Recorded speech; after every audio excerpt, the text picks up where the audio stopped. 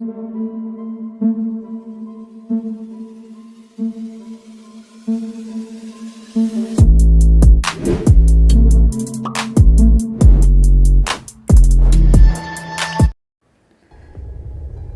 दोस्तों, scary story official में आप सबका स्वागत है। आज की कहानी की तरफ बढ़ने से पहले चैनल को सब्सक्राइब कर लीजिए और अगर कहानी अच्छी लगती है तो प्लीज़ लाइक एंड कमेंट करना मत भूलिएगा। दोस्तों, कहानियाँ तो रोज़ आती हैं, रोज़ जाती हैं। कोई बहुत डरावनी होती है, कोई कम डरावनी होती है, लेकिन एक ऐसा एक्सपीरियंस है जो लोगों को जब भी हुआ है वो बहुत ही ज़्यादा भयानक हुआ है। तो ऐसी ही एक कहानी है जो हमारे पास आई है, तो वो मैं आप लोगों को सुनाना चाहती हूँ। तो कहानी है एक हॉस्टल की। तो चलते हैं, नैना से मिलते हैं। नैना बहुत ही होनहार लड़की, अभी उसने 12th पास किया है और बहुत ही अच्छे नंबरों से।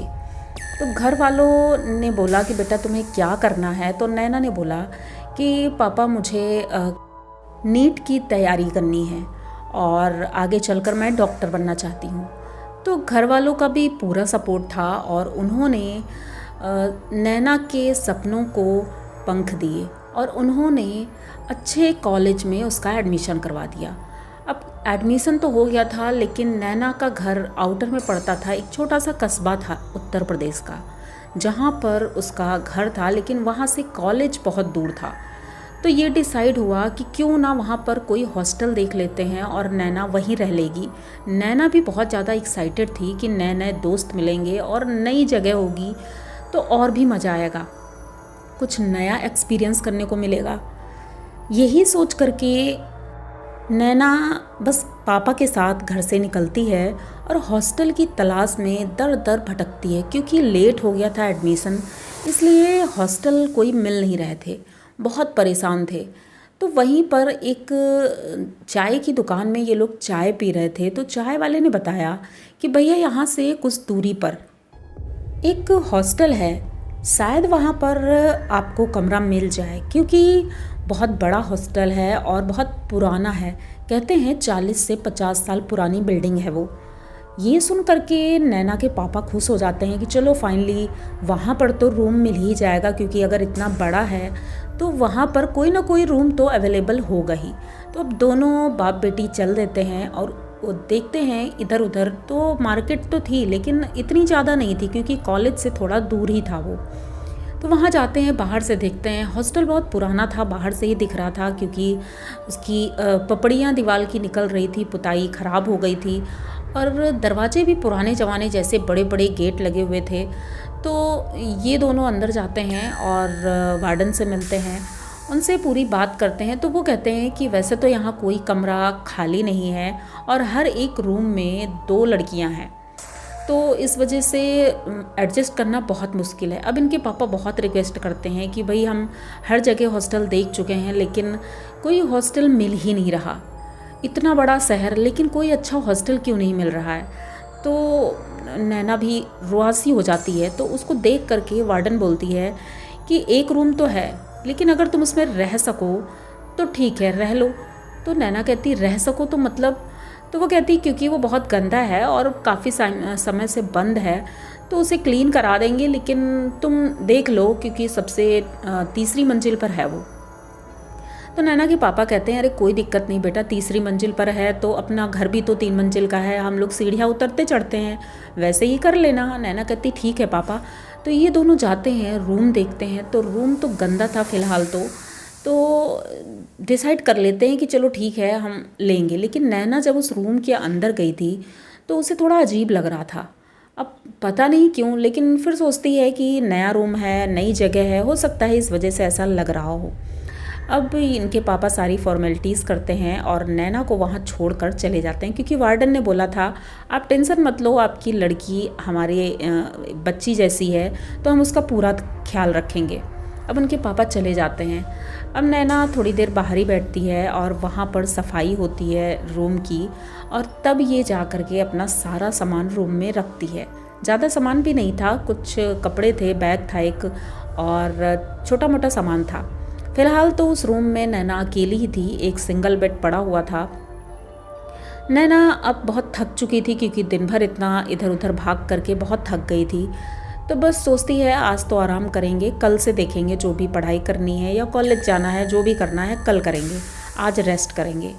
तो शाम के खाने के टाइम पे भी वो नीचे नहीं जाती है, नीचे मेस थी, लेकिन उसने कहा कि मैं घर से खाना लेकर आई हूँ तो आज मैं यही खाऊंगी। तो अपना घर से लाया हुआ खाना वो खाती है और खाने के बाद 8 बजे वो लेट जाती है कि जल्दी सो जाऊंगी तो सुबह जल्दी नींद खुलेगी। अब नैना को नींद अच्छी आ गई थी क्योंकि थकी हुई थी, तो वो सो गई। और जैसे ही वो सोई थोड़ी देर बाद लगभग 11 बजे के आसपास उसे ऐसा महसूस हुआ जैसे उसके कमरे में कोई है, लेकिन दिखाई कोई नहीं दे रहा था। उसने उठकर देखा, इधर उधर कोई भी नहीं था, लेकिन आहट थी। तो उसे लगा हो सकता है रूम के बाहर कोई हो और वो टहल रहा होगा। रात में लड़कियां टहलती हैं और शायद मैं जल्दी सो गई थी, तो वो दोबारा से सो जाती है। लेकिन थोड़ी देर बाद किसी के रोने की आवाज़ आती है बहुत तेज़ी से। वो एकदम से उठकर बैठ जाती है, इधर उधर देखती है तो कोई नहीं दिखाई देता है, लेकिन रोने की आवाज़ इतनी तेज़ आ रही थी कि उससे रहा नहीं गया। उसने अपने रूम का दरवाज़ा खोला और जैसे ही बाहर देखा पूरी लॉबी खाली थी, वहाँ पर कोई भी नहीं दिख रहा था। यहाँ तक कि दूर दूर तक कोई भी नहीं था, सबके रूम के दरवाजे बंद थे। अब इसने सोचा आखिर इतनी तेज़ आवाज़ आ रही है तो कौन हो सकता है। अब ये अपने रूम में दोबारा जब जाने लगती है तो देखती है उसके बेड पर कोई लेटा है।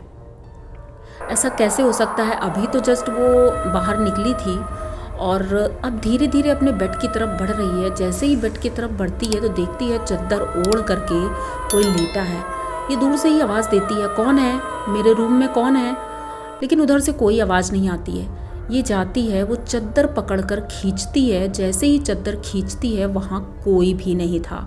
आप लोग समझ सकते होंगे उस वक्त नैना के दिल में क्या बीती होगी।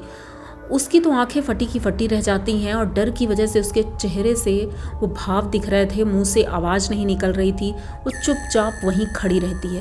तभी फिर से किसी के रोने की आवाज़ आने लगती है। अब वो बहुत परेशान हो गई थी और उसे नींद भी अब तो नहीं आ रही थी क्योंकि नींद तो उड़ चुकी थी। अब वो सोचती है कि मैं किससे जाकर कहूँ ये बात, और फ़ोन उसी बेड के सिरहाने पर रखा था, इसलिए उसकी हिम्मत नहीं हो रही थी कि फ़ोन उठा लाए।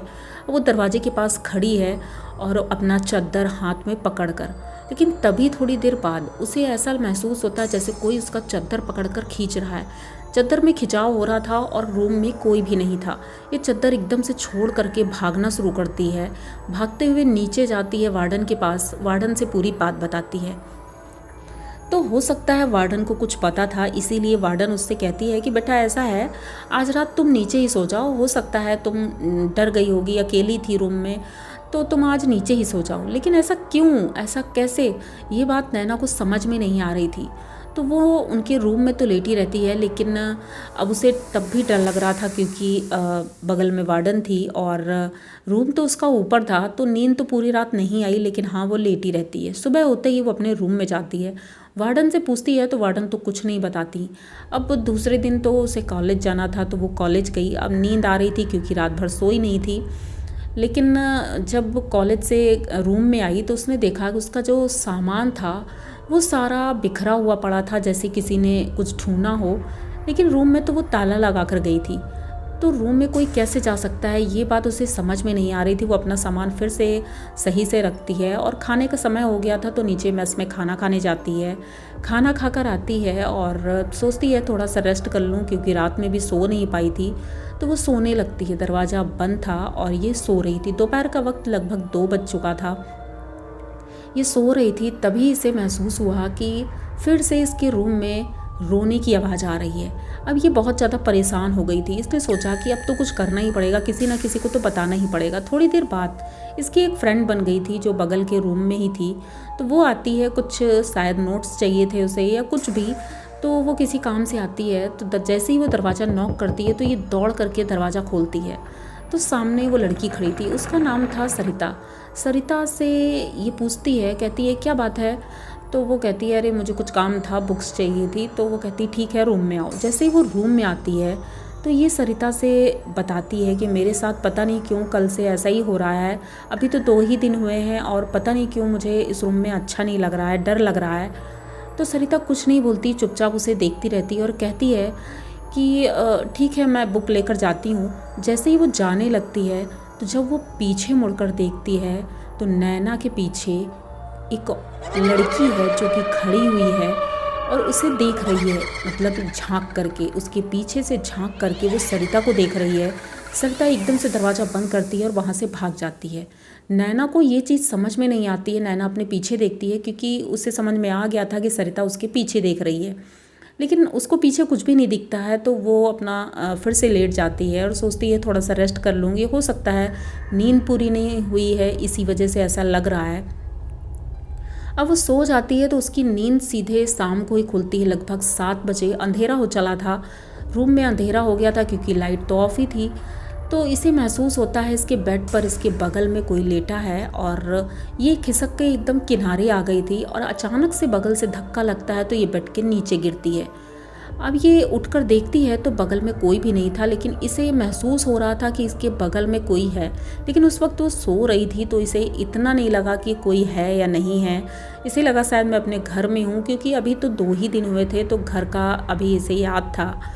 तो ये उठती है और इधर उधर देखती है, कोई भी नहीं था। तो अब ये कहती है कि मैं यहाँ नहीं रहूँगी। तुरंत अपने पापा को फ़ोन करती है।